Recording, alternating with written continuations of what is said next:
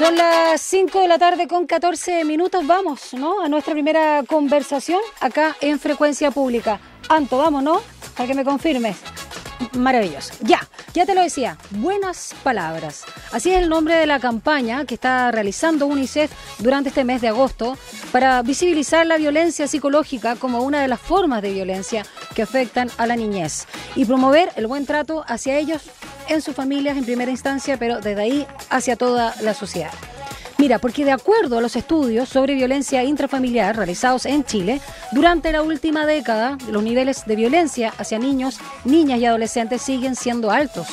De hecho, según la encuesta ELPI, el 56,9% de los niños y niñas entre los 5 y 12 años es víctima de agresiones psicológicas en su crianza por parte de cuidadores principales. Y a eso se suma, según la encuesta CAP de UNICEF, que un 30% de los padres y madres no considera la violencia psicológica como una forma de violencia. Bueno, vamos a conversar al respecto con Candy Fabio, oficial de protección infantil de UNICEF acá en nuestro país. ¿Cómo estás, Candy? Gracias por acompañarnos. Hola, buenas tardes, Daniela. Muchas gracias a ustedes por el interés en nuestro tema. No, muchas gracias a ti. Voy a pedir que me bajen para poder escucharte eso. La música de fondo para escucharte bien, Candy. Aclaremos primero, ya vamos a ir dando algunos datos y hablar de la campaña propiamente tal, pero hablemos de la problemática y en ese sentido de algunos conceptos. Porque yo me imagino que todo va evolucionando y algunas cosas van cambiando para bien, para mal. O sea, de repente dejamos de naturalizar cierto tipo de violencias, por cierto, y ahí hay una connotación de evolución propiamente tal, pero a veces cambiamos la forma nomás de la violencia. Primero, ¿qué se entiende hoy por violencia psicológica hacia los niños, niñas y adolescentes? Mira, primero que todo es importante señalar a propósito de tu introducción que si hay algo que no ha cambiado en el país, al menos la última década, tiene que ver con los altos índices de maltrato hacia los niños, niñas y adolescentes. Y podemos pensar después en la cifra como tú planteabas. Y en ese contexto está súper naturalizada tanto la violencia física como la psicológica. Y nuestra campaña precisamente quiere relevar la violencia física, la violencia psicológica, que está expresada en agresiones verbales, en los gritos, en insultos, en minimizar a los niños, así como tú no vales nada, no considerar su opinión, ignorarlo, el solo hecho de no preguntarles cómo están, pero además no considerar lo que ellos opinan respecto de temas que les afectan directamente, desde cuestiones súper sencillas como querer vestirse, por ejemplo, hasta actividades que quieren realizar, de no considerar su opinión, ya es una forma de violencia psicológica. Pero principalmente está dada por esto que te planteaba de las agresiones verbales, tratarlos con grosería, burlarse de los niños. También es una violencia gigante y psicológica. Esas se pueden identificar. Hay otras que son quizás más sutiles, Candy. Por ejemplo, el no. ¿Y por qué? Porque sí, porque yo mando. No sé, te pregunto, si ese tema de la autoridad y decirle al otro que no algo, pues solamente porque uno y no le explica nada, porque obviamente cada niño y niña tiene ahí en su distinta etapa la capacidad para aprender ciertas razones y otras que obviamente no son necesarias, pero sí no dejar por hecho de porque yo soy la autoridad, padre, madre, cuidador, profesor, profesora, es así la cosa. Y lo otro también, el hecho de, no sé, incluso algo que parece muy inmaduro, pero algunos padres también castigan a los hijos con la ley del hielo, que no le hablan. Así es, pues ambos ejemplos que tú colocas son también muestras de lo que implica una violencia psicológica. Ignorar a los niños, la ley del hielo, y decir no sin explicaciones, como la autoridad por sí misma, es un tipo de violencia psicológica. Los niños tienen derecho a comprender cuáles son los límites, por qué son los límites, cuando uno no cumple los límites, cuáles son las consecuencias. Y eso, la violencia psicológica no significa aquí de libre, entre comillas, no significa que no hay reglas, que no hay límites. De hecho, no poner límites es un tipo de negligencia también, que también es un tipo de violencia. Sí, claro. Sin embargo, en la medida que los niños se van desarrollando, hay que buscar distintos mecanismos para explicarles por qué existen estos límites, más que solo por la autoridad misma que le confiere ser a un papá, a una mamá o un cuidador principal, o en otros contextos como el que tú mencionabas que tiene que ver con el espacio escolar, por ejemplo. De hecho, en relación a esos datos que ustedes recogen de la encuesta nacional, de hecho, de victimización por violencia intrafamiliar del Ministerio del Interior, hace ya una década, del 2012, el 75% de las y los niños señaló haber sufrido algún tipo de violencia por parte de sus cuidadores. Y es importante ahí ver, esto claro, son datos quizás de la última década, pero cuando hay mayor conciencia, cuando hay mayor educación, tanto para los cuidadores, los padres, con el sistema también de cuidados, cuando se busca también la protección de niños y niñas, y ellos también conocen sus derechos, ¿estas cifras pueden ir cambiando o quizás antes era más alta y este 75% responde también a la información?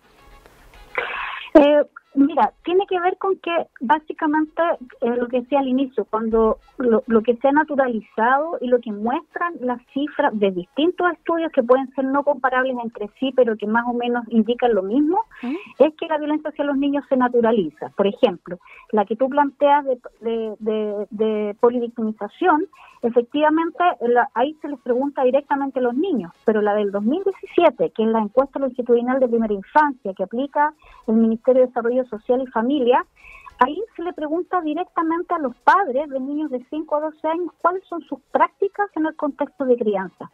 Y 6 de cada 10 adultos reconocen que utiliza prácticas violentas. Entonces, en ese contexto, ¿cuál es la idea? Primero, que es un paso importante en esta última década de poder dimensionar las cifras, o sea, cuántos niños están expuestos a violencia y a qué tipo de violencia. Ese fue un primer paso. Sí.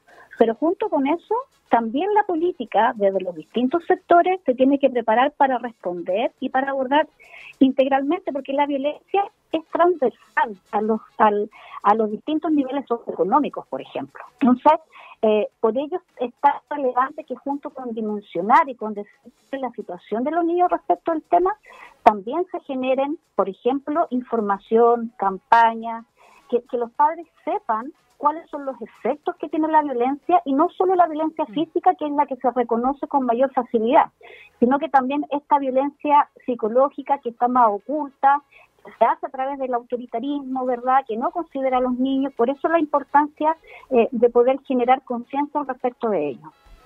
Estamos conversando esta tarde con Candy Fabio. Ella es oficial de protección infantil de UNICEF en nuestro país a propósito de la campaña que están realizando en este mes de agosto llamada Buenas Palabras, para visibilizar la violencia psicológica en particular, ¿no?, como una de las formas de violencia que afectan a la niñez, niños, niñas y adolescentes. Vamos con los dolores también, ¿no?, que se provocan quizás igual o de distinta forma que la agresión física, ¿no? Sobre todo en términos de la autoestima y de la confianza que uno pueda generar también, sobre todo a esa edad, cuando uno es más chico, el primer septenio, con mayor fuerza, con los afectos, ¿no? Y no malentender esa frase que no sé si te acuerdas, ¿no? Del colegio, el que te quiere te aporrea, para seguir replicando.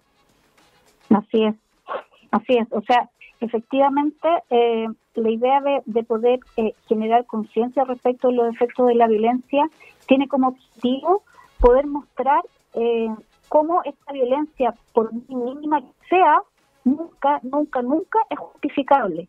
Y es poder mostrar también que cualquier tipo de violencia, sea física o psicológica, siempre deja una huella en la vida de los niños. Entonces, efectivamente, hay afectaciones. Parece que se nos cortó ahí el contacto. Vamos a retomar. Ahí, Candy. Perdona, ¿puedes repetir la última 2 palabras o 3 que se cortó? Ya. Les planteaba que la idea de mostrar los efectos de la violencia en la vida de los niños es demasiado relevante porque no hay... No sé dónde está Candy, pero algo está pasando con la señal. Vamos a llamarla de nuevo, ¿les parece? Gracias, Anto. Vamos a cortarte, por si nos estás escuchando, Candy, te vamos a llamar de nuevo porque nos importa escucharte con claridad y seguramente las lluvias ahí nos están jugando una mala pasada. Siempre pasan cosas con las comunicaciones y la lluvia. No se llevan muy bien, de hecho, hay que señalarlo. Te voy a contar otros datos. Mira, el 62,5% de los padres dicen utilizar métodos de disciplina violentos en la crianza de sus hijos, según la encuesta ELPI del 2017, algo que nos estaba diciendo Candy y Fabio. Esto es del Ministerio de Desarrollo Social y Familia, esta encuesta. Y el 47% de los padres, madres o cuidadores consideran al menos una práctica violenta como método efectivo de crianza, según estudios de conocimientos, actitudes y prácticas de UNICEF que se realizó ahora el 2021, no hace mucho. Así que son datos bien alarmantes, la verdad. Y sobre todo cuando decíamos que por lo menos esta encuesta de violencia intrafamiliar que realizó el Ministerio del Interior el 2012, el 75% de los niños y niñas señaló que había recibido algún tipo de violencia por parte de sus cuidadores. Candy, ¿ahora sí? Ahora sí, mira ya, que la señal está bastante mala. Sí. Pero quisiera reforzar dos ideas. ¿Por qué la necesidad de generar información respecto de los efectos que tiene la violencia? Porque se relativiza, tanto la psicológica como la física. Se cree que poner estos límites a través de la violencia es mejor para los niños. Y lo que estaba que cualquier tipo de violencia no tiene ningún argumento, y segundo, que cualquier tipo de violencia deja huellas para siempre en la vida de los niños, que es un poco lo que nosotros mostramos en nuestra campaña. Por eso la necesidad de hacer objetivos y visibles los efectos, cómo afecta la autoestima, cómo los niños desde pequeños, por la violencia que reciben, psicológica o física, la aprenden como única forma de relación y se relacionan a través de la violencia con sus pares y también con adultos. Comienzan a tener dificultades de aprendizaje, dificultades de autoestima. Cuando tú empiezas a tener dificultades en el aprendizaje o dificultades de comportamiento, comienzan los diagnósticos y así empiezas en un circuito, los niños les va afectando cada vez más en su desarrollo. Candy, también, yo sé que no es el foco, pero también es importante, ya que es una violencia más solapada, no deja el moretón visible, no deja el rasguño, no deja otras situaciones que se manifiestan en el cuerpo físico como la violencia justamente física, pero deja todos estos daños que se pueden ver luego en el comportamiento inmediato, mediato y futuro, ¿no?, de adulto, de aquellos niños maltratados. Pero también cómo esto impacta en todo el ecosistema. O sea, esa frase cliché de odio trae más odio es muy cierta, porque esto daña también no solo toda la familia, toda la sociedad, porque la salud mental también de esos cuidadores, de esos padres, de esos adolescentes, de ese hermano mayor que está también, ¿no?, insultando a su hermano chico o a su hermana chica o lo trata de tal por cual. Toda esa dinámica finalmente lo único que hace es enfermar ese grupo y que se va replicando en toda la sociedad. Y en ese sentido también quiero ir justamente a representaciones de la sociedad y la responsabilidad que tenemos todos, por ejemplo, en el espacio público, en la plaza pública, y los medios de comunicación también son algunos de ellos. Hablemos un poco de cómo se trata este tema, cómo se demuestra o cómo se calla. Claro, efectivamente, tú planteas algo súper relevante. Cuando los niños son víctimas de violencia, de maltrato psicológico o físico, junto con la afectación emocional, la afectación de la autoestima, la baja de rendimiento, etcétera, etcétera, es la forma de aprendizaje que tienen para relacionarse con otros. Entonces, la violencia hacia los niños, obvio que deteriora la relación al interior de la familia. Pero también los niños, como es la forma que tienen de aprender a relacionarse con otros, también van llevando este tipo de relaciones al contexto, por ejemplo, escolar. Sin embargo, también cuando los niños son violentados en el contexto familiar, también a propósito de su baja autoestima o de creer que es la única forma de relacionarse, también son víctimas de violencia en otros contextos, en los distintos contextos donde ellos se desenvuelven, entre pares, en la escuela, en el barrio, etcétera, etcétera. Están más propensos a recibir violencia en otros espacios. Y efectivamente, a propósito de tu última intervención, es necesario, ¿verdad?, generar conciencia de los efectos de la violencia, pero cómo ésta en la vida de los niños, pero también cómo esta deteriora las relaciones en términos sociales, escolares, comunitarios, y se va respondiendo cada vez con mayor, con menos herramientas, ¿verdad?, para generar procesos de crianza positivos que tengan un impacto entonces en la vida de los niños donde ellos se desenvuelven, como el ámbito escolar. Pero también esto no es solo en términos de transferencia de herramientas a las familias. Generalmente se pone el ojo ahí en cómo las familias generan procesos de crianza positiva, pero también implica trabajar con otros adultos en los efectos que tiene la violencia psicológica, y eso, el mejor espacio, por así decirlo, también es el ámbito educativo, ¿verdad?, donde se puede trabajar con los profesores, pero también directamente con los niños y también con los padres, pensando en que la mayoría de los niños está en el ámbito educativo. A mí me pasa, Candy, ya vamos a hablar de las buenas prácticas, para que no nos quedemos solamente en el problema, pero cuando los medios de comunicación o los discursos que están relacionados con autoridades, con todo lo público, con las bajadas de política de muchos gobiernos, esto de hablar de los niños y niñas como seres pasivos, no sujetos activos de derecho, invisibilizados en cualquier espacio de toma de poder, y además pensarlos como proyectos de persona. Y bueno, esa frase que todavía, o más bien ese concepto que todavía se usa para el sistema judicial, no tanto en otras retóricas, pero para hablar de los menores de edad en relación también a la responsabilidad penal en los casos que amerite. Entonces quiero hablar un poquito de lo que hay detrás de eso, porque es como subestimar también, ¿no?, lo que puedan aportar, lo que debiesen aportar, el espacio que no le damos a los niños y niñas y adolescentes de la sociedad. Bueno, efectivamente, Chile acaba de cumplir el 14 de agosto 33 años de haber ratificado la Convención. Y la Convención establece, junto con establecer los derechos, varios principios que deben ser transversales a la hora de generar sistemas de protección integral a los niños y adolescentes. Y uno de los más relevantes tiene que ver efectivamente con la participación. Participación que se debe educar, participación que se debe transferir en términos de herramienta a los niños, pero también participación que requiere espacios para ser ejercida como derecho. Y en ese contexto se vincula a propósito de lo que tú planteas en estos espacios, que yo lo planteaba al inicio de la entrevista, como cómo se minimiza en verdad a los niños como menores. Sí. Eso también se trata de trabajar en distintos marcos conceptuales para ir instalando una adecuada forma de referirnos a los niños, porque también ahí está el dicho de las palabras se hacen realidad, ¿verdad? O construyen realidad, claro. Así es, construyen distintas realidades, y efectivamente el hecho de tratar de menores a los niños es como un menos, vale menos, ¿verdad? Sí. Sin embargo, lo que hace la Convención en su conjunto con con la totalidad de derechos que ahí están establecidos, y con estos principios como el principio del derecho a la participación, que es transversal, es otorgar al niño su estatus de ser humano con derechos igual que cualquier otra persona, sin embargo con derechos especiales dada su etapa de desarrollo.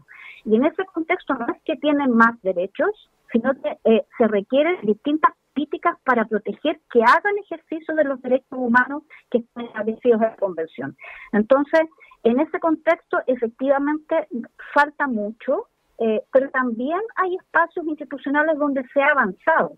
El día que le cuenta con una ley de garantías para la protección integral de niños, que es la ley 21.430, que establece distintos mecanismos para asegurar que los niños sean escuchados en lo cotidiano, pero también para asegurar, por ejemplo, en las situaciones que se judicializan, se puede escuchar a los niños, se les puede escuchar su opinión a través de la representación y defensa especializada de un abogado.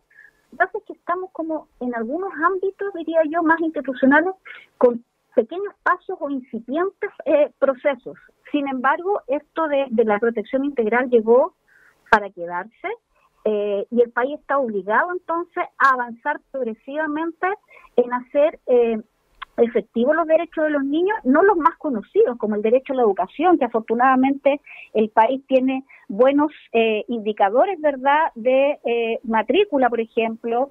Hoy día se trabaja por la asistencia, por los aprendizajes de calidad, pero hay otros derechos como el de la participación que efectivamente están mucho menos trabajados o son menos comprendidos, pero que son tan fundamentales para el ejercicio de los demás derechos establecidos en la Convención. Candy, para finalizar y recordando, bueno, que estamos con la oficial de protección infantil de UNICEF en Chile, Candy Fabio, a propósito de esta campaña titulada Buenas Palabras. Vamos con aquellas buenas prácticas, con aquella buena energía, por qué no decirlo, y actitudes. Estas palabras que, por ejemplo, ayudan y que son refuerzos positivos. Por ejemplo, ¿qué situaciones? Jugar, felicitar, tener paciencia, guiar. Hablemos un poquito también de esas buenas prácticas. No las demos por sentadas. Todas aquellas que tú colocas como ejemplo son las que nosotros estamos promoviendo. O sea, primero es importante reconocer que hay gestos y hay buenas palabras que ayudan a promocionar y a establecer un buen trato. Necesitamos naturalizar el buen trato en los niños. Necesitamos que los adultos, que son los responsables del cuidado de los niños, tengan la capacidad para felicitar, para acompañar, para preguntar diariamente cómo están los niños, para acoger sus respuestas, para no juzgar las respuestas, para escuchar, para abrazar y respetar lo que los niños piensan, y en ese contexto del respeto también guiar aquello que para algunas familias puede estar en menor o mayor acuerdo dependiendo de cada una de las formas.